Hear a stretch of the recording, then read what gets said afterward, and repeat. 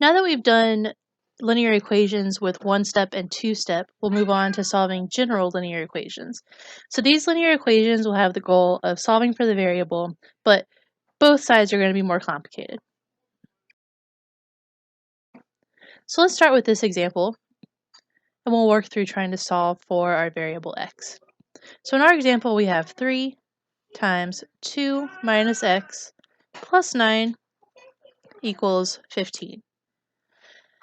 Now there are lots of reasons why x is not by itself, but what we're going to do is kind of work our way backwards.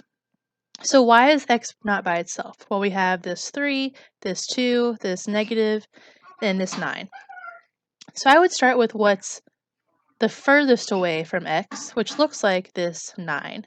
So since we're adding 9, let's go ahead and subtract 9 from both sides. And what that'll give us is 3 times 2 minus x is equal to 6. Next, the thing that's most away from x looks like this 3. Now this says 3 times a quantity, so since I'm multiplying by 3, I'll divide by 3 on both sides.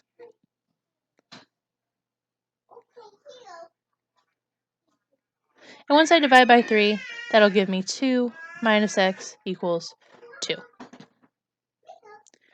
Next, the thing that's most away from the x, so the problem that's furthest away from the x, looks like this 2.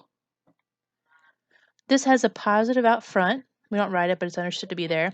So I'll subtract 2 from both sides.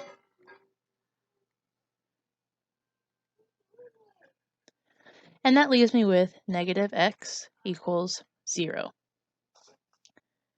The last step is we need to get rid of that negative out front. So this, remember, is negative 1. So I'm multiplying by negative 1, which means I should divide by negative 1 on both sides. On the left-hand side, that leaves us with x, that's what we want, and 0 divided by negative 1 is 0. So our solution to this problem is x equals 0. For this next example, we have 4x minus 6 equals 2x plus 10. Now this problem has something that we haven't seen before. Remember, the goal was always to get your variable by itself. Well, our variable is on both sides of the equal sign. So I have a 4x on the left and a 2x on the right. But that's okay. Whenever this happens, you just need to move one of them. So I'm going to move this 2x that's on the right. It's being added. Remember, there's a plus out front. We don't write it. And I'm going to move it to the left-hand side. So 4x minus 2x, that'll give me 2x. I still have my minus 6, and there's my 10. Well, now we're in a two-step situation. I have this 2 and the negative 6, so I'll start with the negative 6.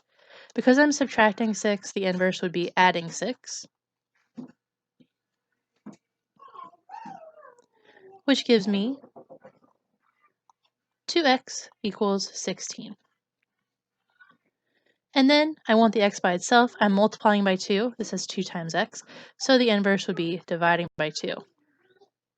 And once I divide by 2, I believe that means our final answer is going to be x equals 8. Now we have a very similar example to the last one. Negative 3x plus 9 equals 6x minus 27. We want to get our variable x by itself. The problem is that it's on both sides of the equation. So I have a negative 3x on the left and a 6x on the right. So what I can do is move one of them. It doesn't matter which one you move. I'm going to add 3x to both sides. You could also subtract 6x from both sides. You'll get the same result in the end. Once I do that, I'm left with 9 on the left, and it looks like 9x minus 27 on the right. And now we're going to work our way out from the outside in, and we're going to get this x by itself. So first thing, let's add our 27. I'm adding 27 because it was being subtracted from both sides. And when I do that, that gives me 36 on the left and 9x on the right. Next, this 9 is being multiplied by x, so I need to divide both sides by 9. once I do that, I'll get 4 equals x, or x equals 4. You can write it either way. This next problem looks a little bit more complicated, but it's okay. So I have 2 times x minus 5 plus 3x equals x plus 18. Now there are a couple of different ways you could do this, but if it were me, you have a bunch of x's floating around, and you have this 2 out front. So I would go ahead and start by distributing this 2. So we talked about distributing before. I'm going to be multiplying everything inside the parentheses by the 2. And that should give me 2x minus 10. I still have my 3x, and then I still have x plus 18 on the right-hand side. The next thing that I could do, and let's see if we can do 2 steps in one, because I think we've done enough of these that we might be able to do 2 in 1. Couple things. I have this minus 10 on the left-hand side that I could move over, so I'm going to do that. But then also, I have a 2x and a 3x that I can combine. This is like if I have 2 of something and I'm adding 3 of them, how many total do I have? Well, I would have 5 x's. So what I'm going to do is add 10 to both sides. That's going to get rid of that minus 10. And then also combine my 2x and my 3x. So I believe I have a 5x on this left-hand side, and that came from the 2x and the 3x being combined. On the right-hand side, it looks like I have x plus 28. So now we have 5x equals x plus 28.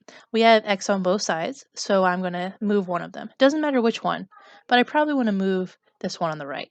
So to do that, I'll subtract an x. Remember, this really said plus 1x, so I'm subtracting 1x. If I have 5 x's and I subtract one of them, I'm down to 4 x's and a 28 on the right-hand side. The next thing I want to do is get x by itself by getting rid of this 4. This says 4 times x, so we're going to do division to get rid of that 4. 28 divided by 4 is 7, so it looks like our solution here is x equals 7. If you want to stop and go ahead and try to work this example on your own, that might be a good idea. This is similar to the last problem, but pause it if you want. So our problem is 4 times 2x minus 6 plus 9 equals 3 times x minus 7 plus 8x. So just like I did last time, we have a lot of x's floating around and I have all this distribution happening. So I'm going to distribute. So I'm going to distribute my 4, and I'm also going to distribute my 3. So if I distribute my 4, it looks like 8x minus 24. I still have that plus 9. Then 3x minus 21, and we still have this plus 8x. The next thing I'm going to do is kind of clean this up a little bit. So if I'm just looking at the left-hand side, minus 24 plus 9, I can combine those to just get minus 15. So negative 24 plus 9 is negative 15. On my right-hand side, I have a 3x and an 8x that I can put together. I believe that gives me 11 x's, and then minus 21. Now that we've simplified this problem quite a bit, I can start moving stuff around. I have x's on both sides, so I'm going to move one of them. It doesn't matter, but I'll move this 8x. So I'm adding 8x on the left. We don't write the plus, but it was there. So I should subtract 8x from both sides. And when I subtract that 8x, I'm going to be left with negative 15 on the left and 3x minus 21 on the right. So 11x minus 8x. The next thing I want to do is continue solving for x. I've almost got it by itself. But the reason x is not by itself is because of this 3 and also this negative 21. So I'll start with the 21. It's being subtracted, so let's add it.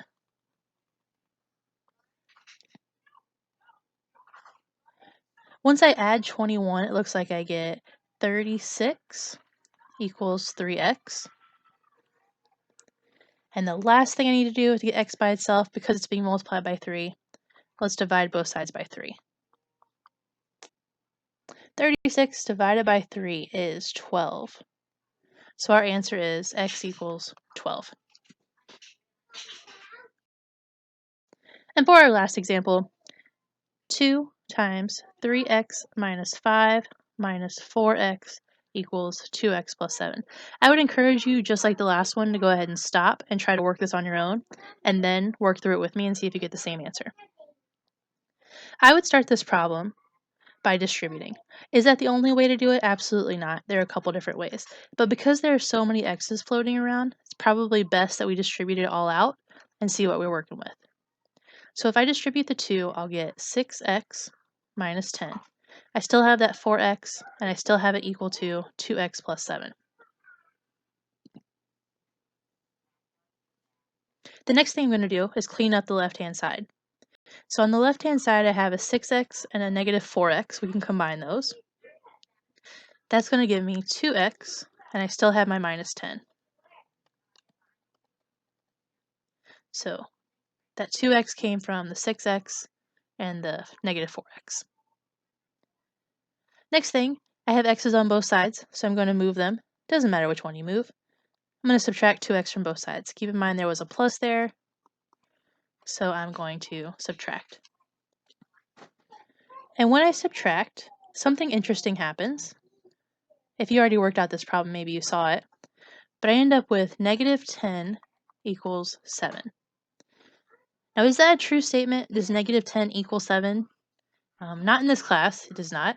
So because this is not a true statement, so this is not true, we say that there are no real solutions. So no real solutions to our problem. We ended up with a false statement. Negative 10 is not 7, so this is kind of bad. That means we have no real solutions to our original problem.